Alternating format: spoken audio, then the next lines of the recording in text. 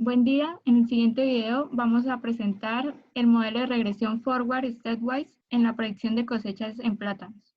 Nuestro grupo está conformado por Cristian Estrada, Nicolás Navarro y Margaret Pacheco. Para el abordaje de nuestro problema, sabemos que la producción de un determinado cultivo está en función de una gran cantidad de variables que dan la respuesta, bien sea a través de su efecto principal o por la interacción entre ellas.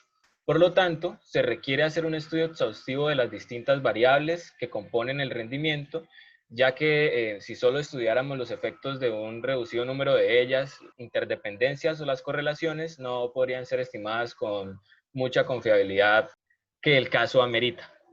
En un análisis de regresión, la idea principal es determinar el conjunto de variables que van a ser incluidas en el modelo y con qué frecuencia van a ser incluidas. Entonces, una de las primeras etapas del proceso consiste en la selección de dichas variables. Bueno, hay una serie de criterios involucrados en cada uno de los métodos de regresión, que en este caso son la regresión progresiva y la regresión paso a paso, que en general contemplan 4 criterios: el coeficiente de determinación, el cuadrado medio residual, las pruebas parciales de F y los coeficientes de correlación parcial y total. En el presente trabajo vamos a estudiar una serie de variables que componen el rendimiento con el fin de seleccionar aquellas que resulten con más importancia en la predicción de las cosechas. Entonces se ha llegado a reconocer que el rendimiento del cultivo del plátano está en función de las siguientes variables, tales como el número de manos, la longitud interna de los dedos de la segunda mano, el perímetro de los dedos externos de la segunda mano, la longitud interna del dedo interno de la segunda mano, el perímetro del dedo interno de la segunda mano y el diámetro del dedo externo de la segunda mano. Todos estos términos hacen referencia a la morfología de la planta del plátano. Entonces obtenemos un modelo que se compone de la siguiente manera, lo podemos ver en la diapositiva, donde Y es la variable respuesta que hace referencia al peso del racimo y beta son los coeficientes de regresión resultantes asociados a las variables de estudio. Para la realización del respectivo análisis que se utilizó para la construcción del artículo científico que estamos analizando, se contó con el siguiente montaje, que está compuesto por el número de tratamientos, el número de repeticiones, el número de plantas por parcela, la distancia entre las plantas y el área del ensayo de la repetición y el área de caminos, así como el área total. Las evaluaciones para el análisis se realizaron cada 3 meses a partir de la fecha de la siembra y sucesivamente se fueron recogiendo toda la información necesaria para el ensayo de este estudio. Bueno, para abordar el componente teórico de los modelos de regresión, vamos a iniciar por el método Forward, que también es conocido como método de selección progresiva. Este método de regresión inicia con un modelo con variables explicativas y en cada paso se agrega a la vez una variable explicativa significativa. Una vez introducidas las variables, se aplica una prueba parcial f y se calcula r al cuadrado. Si la variable introducida tiene aporte sobre el modelo obtenido, antes debe resultar significativa la prueba f y el r cuadrado debe aumentar notablemente. El procedimiento debe repetirse hasta agotar las variables significativas, es decir, se realizan tantos pasos introduciendo las variables hasta que ya no se puede agregar ninguna más. Bueno, con respecto al método stepwise o paso a paso, inicia igual que el método forwards, sin variables significativas, y a medida que avanza en cada paso se debe agregar una variable a la vez. Luego se establecen los coeficientes parciales de correlación para las otras variables y se van seleccionando los de mayor valor. También, a través del valor parcial de f, se examina la contribución que la primera variable hubiera hecho al modelo si la segunda variable calculada hubiera entrado en la ecuación con el primero.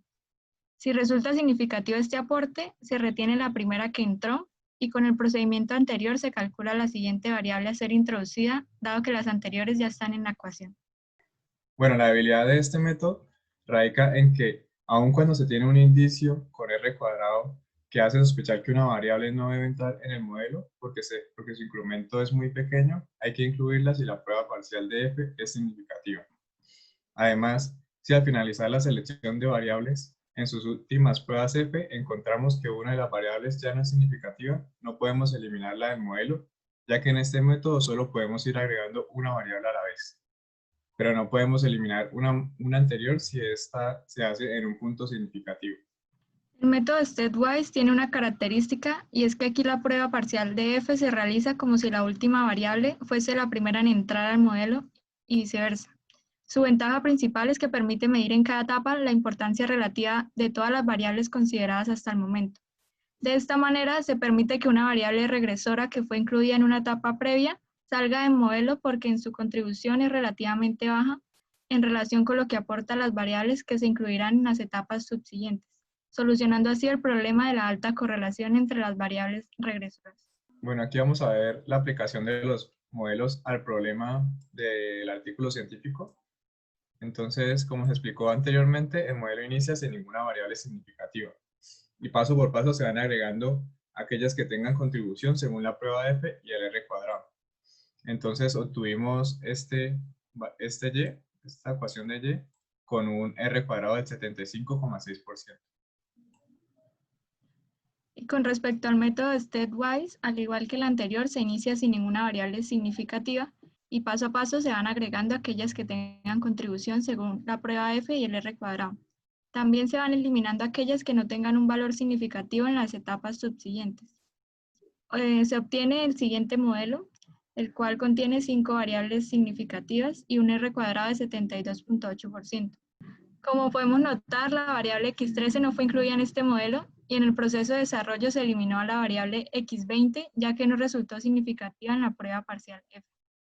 Entonces, los hallazgos a los que llegaron los investigadores realizando el análisis del problema de las cosechas fue que en el desarrollo de los diferentes métodos de producción, los modelos fijados coinciden en señalar unas variables que aparecen en ambos métodos, las cuales son x1, que hace referencia al número de manos, x2 y x3, que hacen referencia al peso de la primera y la segunda mano, x19, que es el perímetro de los dedos externos de la segunda mano, y x9, que es la longitud interna del dedo interno de la segunda mano. Estas aparecen como de gran significación para explicar la predicción de la variable Y, que es la variable respuesta, que viene siendo el peso del racimo. A través del trabajo que se realizó en el artículo científico, se llegó a determinar que el mejor modelo para la predicción de las cosechas de plátanos se obtiene a través del modelo de regresión stepwise o paso a paso, con las variables que se consideraron, ya que permite obtener un modelo de regresión sin errores. Y todas las variables que aparecen en el modelo son verdaderamente significativas para la variable respuesta Y. Aquí por último vemos la bibliografía del artículo científico del cual nos guiamos para explicar los dos métodos de regresión y otras fuentes que fueron de gran aporte para la explicación. Muchas gracias. Muchas gracias.